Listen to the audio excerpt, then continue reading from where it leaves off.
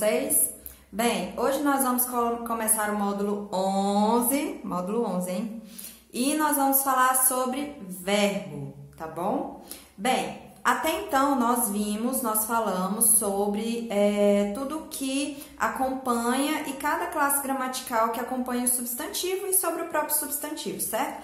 Até chegarmos à ideia da concordância nominal, tá?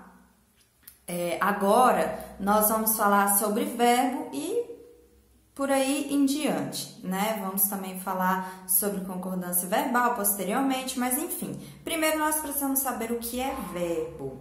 Vocês já sabem o que é verbo, certo? Vocês já ouviram falar, mas agora nós vamos dar uma aprofundada no conceito dos verbos e relembrar também o que são. Gente, os verbos são todas aquelas palavrinhas que indicam ação, estado ou fenômeno da natureza. Ação, pegar. Ação de pegar. Pegar é um verbo, certo? Estado, ser. Ser é um verbo que indica estado. Eu sou professora. Sou é do verbo ser, né? Conjugado na primeira pessoa. Sou indica um estado. Fenômeno da natureza. Chover. Chover é um verbo que indica fenômeno da natureza. É importante que vocês saibam tanto o que são os verbos, né? Podendo ser qualquer um podendo indicar qualquer uma dessas três ações aqui. E em qual que eles se encaixam, porque mais pra frente nós vamos estudar sobre substantivo, sobre sujeito, sobre essas coisas, e vocês precisam saber, porque o verbo vai estar diretamente ligado a isso, tá? Então, o verbo ele pode indicar qualquer um desses três. Sendo o verbo uma ação, um estado ou um fenômeno da natureza, ele pode ser terminado em a, ou i. Tá bom? Sendo terminado em ar, ele pertence à primeira conjugação. Sendo terminado em ele pertence à segunda conjugação. E sendo terminado em ir, ele pertence à terceira conjugação, certo? Vocês vão saber por que nós estamos falando de conjugação daqui a pouco, tá? Bem, nós estudamos em todas essas classes gramaticais, nós estudamos sobre flexões, certo? Que as classes gramaticais podem ser flexionadas, pois aqui nós também temos flexão do verbo, mas ele é um pouquinho diferente do conceito de flexão das outras classes gramaticais. Quais são essas flexões?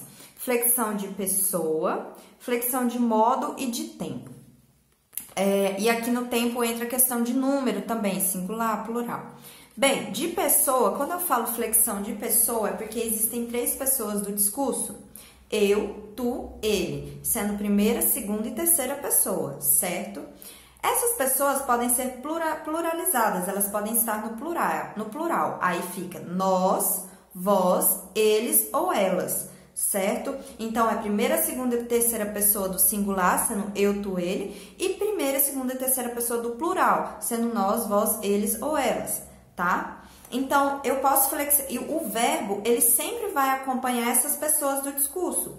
Se ele está acompanhando a primeira pessoa do discurso, sendo a primeira pessoa do discurso eu, e se essa primeira pessoa do discurso está no singular, o meu verbo ele vai ser flexionado na primeira pessoa também, certo? Eu gosto de café. Eu gosto de café, certo? O verbo gostar, ele foi flexionado pertencente à primeira conjugação, porque termina em ar. O verbo gostar acompanhou a pessoa do discurso, que é a primeira pessoa do singular. Agora, se eu falasse assim, nós gostamos de café, nós já é a primeira pessoa do plural. Então, o verbo gostar, ele não está mais na primeira pessoa do singular, e sim na primeira pessoa do plural, certo? Além de pessoa, eu posso flexionar no tempo. Vou para tempo, depois eu volto em modo. No tempo, quais são os tempos que eu posso flexionar o meu verbo? São eles presente, pretérito sendo subdividido, o pretérito se subdivide em pretérito perfeito, pretérito imperfeito e pretérito mais que perfeito, e futuro sendo subdividido em futuro do presente e futuro do pretérito, tá bom? Então, gente, eu tenho todos esses tempos verbais que eu posso flexionar o meu verbo, e esses tempos verbais, eles irão indicar, eles fazem um papel fundamental dentro de uma escrita, porque vai indicar o tempo em que a ação aconteceu. Então, é totalmente fundamental, tá bom? E cada um tem a sua necessidade, passa uma ideia diferente de tempo, tá? Daqui a pouco a gente volta no tempo. E nós temos a flexão de modo. Qual que é a flexão de modo? Nós temos o modo indicativo, o modo subjuntivo e o modo imperativo. São esses três modos, tá? Indicativo, subjuntivo e imperativo.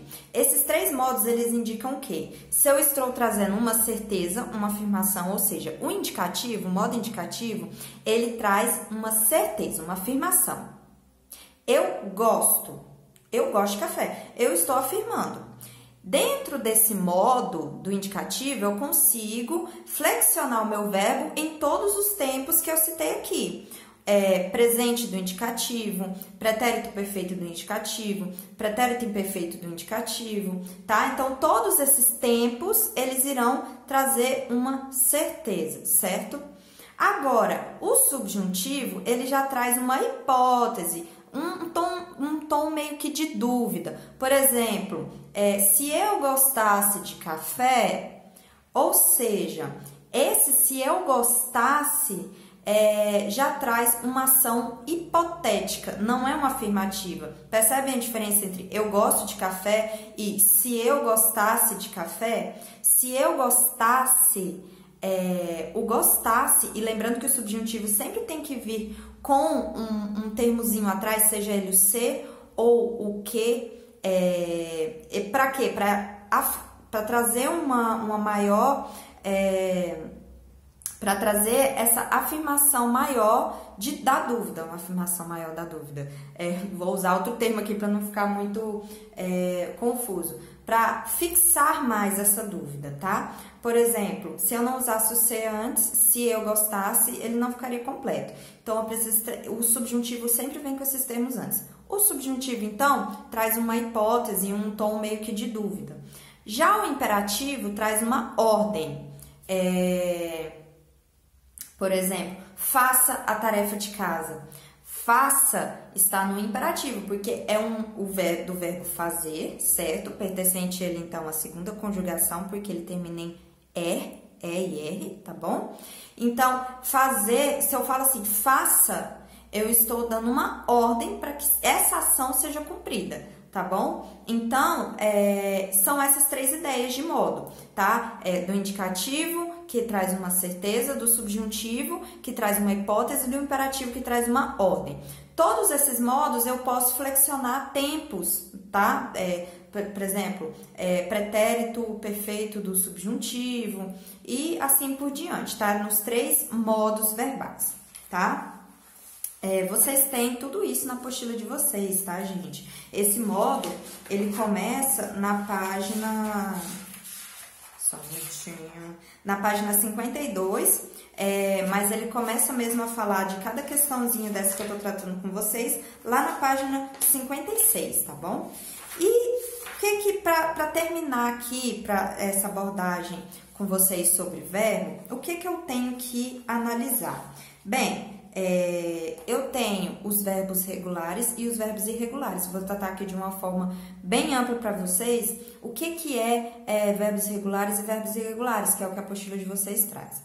Os verbos regulares, o que acontece? Quando eu vou flexionar um verbo, ele tem o radical dele e ele tem a terminação. Eu sempre, para eu flexionar um verbo na primeira pessoa do discurso, na segunda pessoa, na terceira pessoa, seja no singular, seja no plural, seja no passado, no presente, no futuro, eu vou mudar o quê? A terminação, tá bom? Por exemplo, se eu flexionei o verbo gostar para vocês, certo? O que mudou? O que alterou quando eu flexionei? Eu gosto, nós gostamos. O verbo gostar, até o T, e eu já expliquei a questão de radical com vocês, até o T é o radical do meu verbo gostar. Porque depois disso, depois do T, é onde vem a terminação que é alterável. E essa terminação ela irá alterar de acordo com a flexão de pessoa e de tempo. Eu gosto, eu gostava, nós gostamos, se eu gostasse, certo? Então, o que vai indicar essa flexão é a terminação do verbo. Então, eu tenho um radical que não altera e tenho a terminação que altera para indicar essas flexões. Os verbos regulares são esses verbos que seguem essa linha dos radicais inalterados e as terminações que alteram de acordo com a ideia de tempo e pessoa e, né, número que está querendo ser passado ali naquela mensagem, naquele contexto, naquela frase, certo? E os verbos irregulares é quando há uma alteração. Porque o que acontece? Existe um paradigma. O que é paradigma, professora? Lá na página... Começa na página 58. Na página 58 em diante, eu tenho vários quadrinhos, vocês estão vendo? Esses quadrinhos, eles indicam as terminações que eu preciso usar em cada tempo verbal, em cada conjugação verbal, ou seja, verbos terminados em ar. Na primeira pessoa do presente do indicativo, eu termino com o. Então, o verbo amar, que é o verbo da primeira conjugação, ele fica eu amo. E assim, todos que terminam em ar. Por exemplo, o verbo gostar fica eu gosto. Então, existe um paradigma. A gente não coloca a terminação que a gente quer, que a gente acha que dá para encaixar ali, que passa a ideia. Não. Existe um paradigma. Esse paradigma é um modelinho a ser seguido de terminações. Existe para todas as terminações da primeira, segunda e terceira conjugação, no modo indicativo, subjuntivo e imperativo. Quando o meu verbo ele foge do paradigma, ou seja, ele tem uma terminação diferente desse modelinho explícito aí para vocês, ou quando ele muda o radical para poder ser flexionado, ele é chamado de verbo irregular, porque ele não segue a regularidade do modelo de terminações ou do radical, que sempre permanece o mesmo. Se o radical mudou ou a terminação mudou do modelinho do paradigma, ele é um verbo irregular. Mas o importante é que vocês saibam que verbos regulares são verbos que seguem com radical inalterável e com as terminações de acordo com os paradigmas, tá bom? Para terminar, eu quero falar sobre isso aqui, esse detalhezinho aqui que é muito importante que a apostila de vocês traz. O que é terminação em ran e rão, tá? Nós confundimos muito isso, confundimos muito. As pessoas que não sabem a diferença confundem demais a terminação em irão e em rã. Aqui é para vocês nunca mais errarem, nunca mais confundirem. Quando a terminação é rão, gostarão, está indicando um tempo futuro. Quando a terminação é em rã, e olha a diferença de som, de sonorização. Rã, gostar, rã, irão. Por exemplo, gostarão, gostaram.